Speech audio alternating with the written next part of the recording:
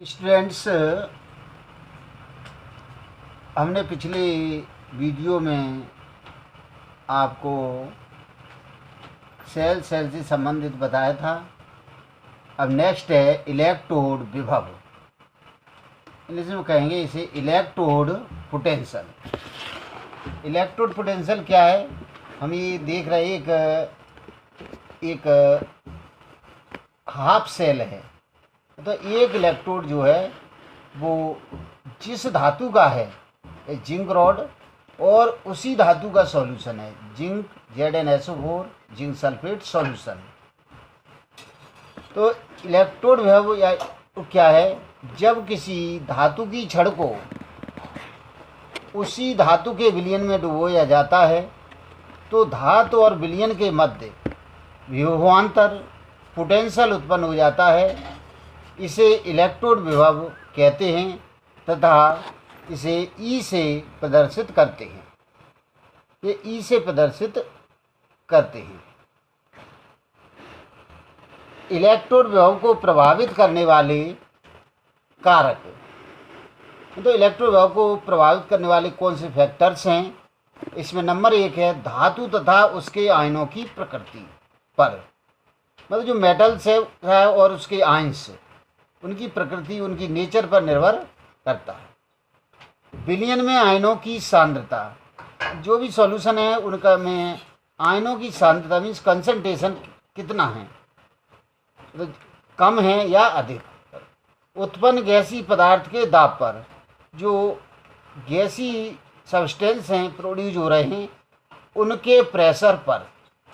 तो ये 3 जो फैक्टर हैं वो इलेक्ट्रोड विभव को प्रभावित करते हैं। इसके बाद नेक्स्ट है मानक hydrogen electrode, standard hydrogen electrode SHE।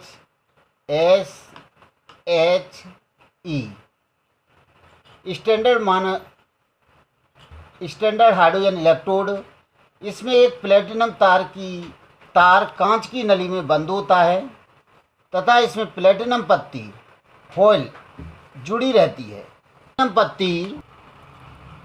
Platinum black से आवृत मीन्स कोटेड, ढकी हुई, आवृतित रहती है तथा प्लेटिनम इलेक्ट्रोड के रूप में कार्य करती है। इसे H पॉजिटिव आयनों युक्त 1m HCl, 1m means 1 molar, 1 molar solution HCl, 1m HCl विलयन में डुबोते हैं। मानक हाइड्रोजन इलेक्ट्रोड का इलेक्ट्रोड विभव शून्य माना जाता है। इस जो मानक स्टैंडर्ड हाइड्रोजन इलेक्ट्रोड है उसके इलेक्ट्रोड को हम शून्य मानते हैं या शून्य माना जाता है। इसे संदर्भ रेफरेंस इलेक्ट्रोड की भांति प्रयुक्त करते हैं। रेफरेंस का मीन्स है कि इसे हम स्टैंडर्ड इलेक्ट्रोड मानते हैं और अन्य धातुओं का जो भी इलेक्ट्रोड विभव है वो इससे तुलनात्मक रूप से उसका अध्ययन किया जाता है कि वो इससे एबव है, माइनस में या प्लस में है, बिलो है। इसे रेफरेंस इलेक्ट्रोड के रूप में प्रयुक्त करते हैं। E0 सेल बराबर E0 cathode minus E0 anode. इस सूत्र से, इस फार्मूला से हम E0 सेल मतलब स्टैंडर्ड इलेक्ट्रोड सेल की कैलकुलेशन कर सकते हैं। अब यह है मानक हाइड्रोजन इलेक्ट्रोड। अब यहाँ H2 गैस, इस अनुसार इसमें H2 गैस है। कॉपर वायर, इसके अंदर जो ये ऐसा वायर है ये कॉपर वायर है। 1m HCl जो सॉल्यूशन है वो 1 मोलर HCl सॉल्यूशन है। और ये जो इधर का डार्क भाग है ये है Hg मीन्स मरकरी। विद्युत वाहक बल, इलेक्ट्रोमोटिव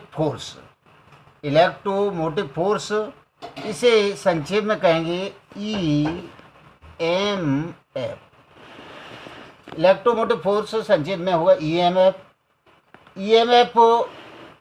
किसी विद्युत रासायनिक सेल में 2 इलेक्ट्रोडों के इलेक्ट्रोड विभवों में अंतर, सेल का विद्युत वाहक बल EMF कहलाता है। कोई भी सेल होता है तो उसमें 2 इलेक्ट्रोड होते हैं एक कैथोड और एक एनोड, दोनों का जो इलेक्ट्रो पोटेंशियल है उसका अंतर ईएमएफ इलेक्ट्रोमोटिव फोर्स कहलाता है।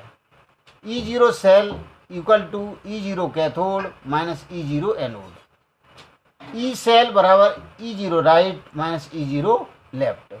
तो E0 right minus E0 left में से कैलकुलेशन से जो भी ई सेल प्राप्त होगा वो ही उस सेल का ईएमएफ कहलाएगा या ईएमएफ होता है। ईएमएफ का मान निम्न कारकों पर निर्भर करता है, अवकारकों, इलेक्ट्रोड की प्रकृति पर, मतलब जो हमारे रिएजेंट हैं, इलेक्ट्रोड है, उनकी प्रकृति पर, दोनों अर्धसेलों के विलयन के सांद्रण पर। दोनों जो विलयन है उनका जो सांद्रण है, कंसंट्रेशन है, वो कितना है या क्या है। थर्ड नंबर ताप पर, टेम्परेचर पर, तो किस टेम्परेचर पर, 25 डिग्री सेंटीग्रेड एबव है या बिलो है। ईएमएफ तथा सेल विभव में अंतर। ईएमएफ जब परपथ में विद्युत धारा प्रवाहित नहीं हो रही हो तब दो इलेक्ट्रोडों के विभव में अंतर ईएमएफ कहलाता है, और सेल विभव जब सेल में विद्युत धारा प्रवाहित हो रही है तब दो अर्धसेलों के विभव में अंतर सेल विभव कहलाता है। एक इसमें यह है कि जो ये उस कंडीशन जब उससे धारा नहीं ली जा रही है तो ये मैक्सिमम इसके ईएमएफ के कंपैरिजन में सेल विभव, सेल पोटेंशियल हमेशा ही कम प्राप्त होता है। सेल विभव से प्राप्त अधिकतम वोल्टता से कम होता है और सेल से प्राप्त अधिकतम वोल्टता ईएमएफ होती है। ईएमएफ को विभव मापी से मापते हैं और सेल विभव को वोल्ट मीटर से मापते हैं। ZnS, S mean solid, vertical, Zn2 positive, AQ means aqueous. इलेक्ट्रोडों के मानक इलेक्ट्रोड विभव की गणना। यह एक इलेक्ट्रोड है तो उसके मीन्स हाफ सेल है, इसके इलेक्ट्रोड विभव की गणना किस प्रकार कर देंगे। अर्ध सेल अभिक्रिया, ऐसे Zn2 positive plus E negative, अर्ध सेल अभिक्रिया 2H positive plus 2E negative H2। Cell अभिक्रिया तो Zn vertical, Zn2 positive, double vertical, H positive on H2 180। Cell का मानक EMF E0 cell equal to E0 cathode minus E0 anode. इसका मान जो है ये 0.76 है, equal to 0.00 minus E0 Zn2 positive vertical Zn। तो E0 Zn2 positive vertical Zn equal to minus 0.76 V, और ये मानक अपचयन विभव है। और जो विद्युत रासायनिक श्रेणी है उसमें ऊपर के जो भी एलिमेंट्स हैं उनका मानक इलेक्ट्रोड विभव निगेटिव में होता है। तो जिंक इसके हाइड्रोजन के अबव है, इसका निगेटिव में होता है माइनस 0.76 भी, और इससे जो अंडर हैं, नीचे हैं, वो उनका होता है प्लस में। तो इस माइनस पर तो E0 Zn2 positive upon Zn equal to 0.76 V। तो जिंक का मानक अपचयन विभव equal to 0.76 V। Next number, second number, Cu vertical Cu2 positive electrode के मानक इलेक्ट्रोड की गणना। H2G arrow 2H positive plus 2E negative first number, Cu2 positive plus 2E negative arrow Cu ये second number. E0 cell equal to E0 cathode minus E0 anode. तो ये 0.34 to E0 Cu2 positive vertical Cu minus 0.00, तो E0 Cu2 positive vertical Cu equal to plus 0.34 B। Copper का मानक electrode विभव equal to plus 0.34 B volt प्राप्त होता है।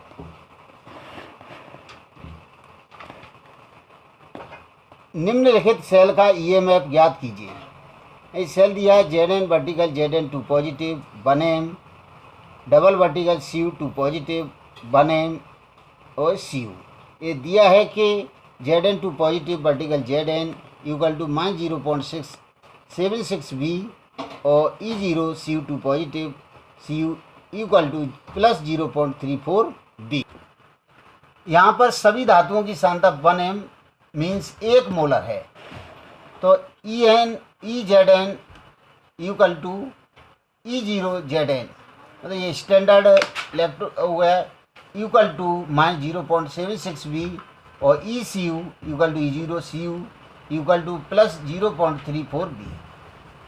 We know that E cell equal to E0 cathode minus E0 anode equal to E0 right minus E0 left और equal to E0 Cu minus E0 Zn. ये right में है, ये left में, ये वैल्यू पुट कर देते हैं. प्लस 0.34 माइनस और ये भी माइनस में 0.76 equal to plus 0.34 plus 0.76 equal to plus 1.10 V. तो ई सेल का मान आ गया प्लस 1.10 बी. न्यूमेरिकल क्वेश्चन 2, निम्नलिखित सेल का ईएमएफ निकालिए. तो C U vertical C U 2 positive 1 M double vertical A G positive 1 M A G. जब E zero C U 2 positive vertical C U equal to plus 0.34 V तथा E zero A G plus A G equal to plus 0.80 V. A N S यहाँ पर सभी धातुओं की सांद्रता 1 M 1 molar है. तो ई ए G equal to E zero A जी बराबर प्लस 0.80 बी. तो ये स्टैंडर्ड में कन्वर्ट हो गई. E C U equal to E zero C U equal to plus 0.34 V. और we know that E cell equal to E zero right minus E zero left E cell equal to E zero A G minus E zero C U. हम इनकी value put कर देते हैं. Plus 0.80 minus 0.34 ये प्राप्त होती 0.46 we. तो E cell आ गया equal to 0.46 V. Numerical question 3, F E plus Z N 2 positive arrow F E 2 positive plus Z N. तो E zero Z N 2 positive vertical Z N equal to minus 0.76 V. और E zero F E 2 positive but F E equal to minus 0.44 V. ज्ञात करो कि उपरोक्त रासायनिक अभिक्रिया संभव है या नहीं. अर्धशैल अभिक्रिया F E equal to F E 2 positive plus 2 negative a oxidation reaction है. अर्धशैल अभिक्रिया Z N 2 positive plus 2 negative Z N reduction reaction है. Equation first equation second. अब इससे जो सेल बनेगा वो F E vertical F E 2 positive double vertical Z N 2 positive one Z N. तो ई इनके मान हो गए E Z N equal to E zero Z N equal to minus 0.76 we.